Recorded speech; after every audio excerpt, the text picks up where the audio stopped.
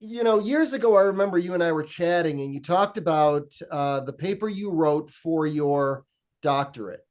And if I recall correctly, you said that you wrote your paper on the effect pornography habits has on a jury. Is that correct?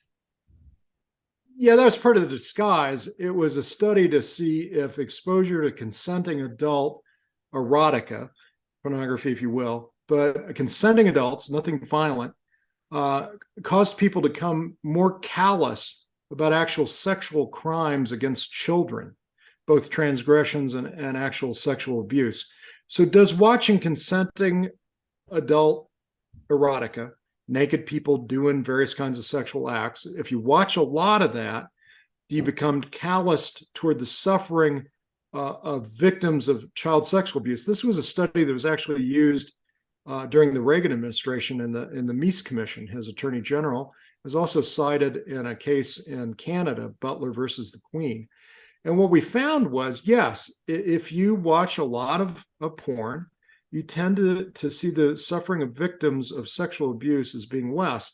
And the way that we disguised measuring that was to give a separate survey to the people who we'd had in these various exposure conditions, X-rated, G-rated, and R-rated, uh, claiming that a member of the law school had come. And now, since they were present, we'd like them to fill out this other completely unrelated form, which was about whether juries should have the power to determine not only guilt or innocence, but also the monetary fine and the number of months in jail.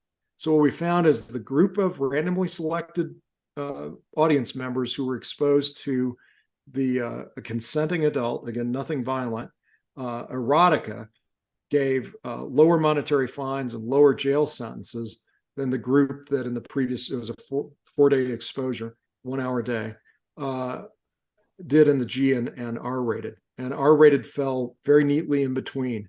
So the antidote to that, by the way, is to be informed that pornography may cause you to see the suffering of victims of rape, both adults and children, as less. And we call this a callousing effect, like developing a callus toward your empathy to others. And that's, I thought, was important research. The other thing that tended to undo that effect was being present for a human birth, right? And so if you've had a lot of porn exposure, be present for someone giving birth, and that'll return a lot of empathy to women who are abused. But yeah, that's it in a nutshell. That is very fascinating. Thank you for sharing that. I remembered having the conversation, and it has come up more than I've brought it up. That is on more than one occasion. I got most of the synthesis correct because I think it's very important when you look at sociological changes. And I'm going to have to look into this one because one of the things that's very unique in American history are the cities that rolled out the early HBO channels on broadcast where they squiggled them. And it would be interesting to see what the correlation was because at night, at midnight, at 11 o'clock, they began running adult content. And those squiggle lines were not as squiggled as you think. And it makes me wonder if by city, as those were rolled out, if we saw a demographic change in crime.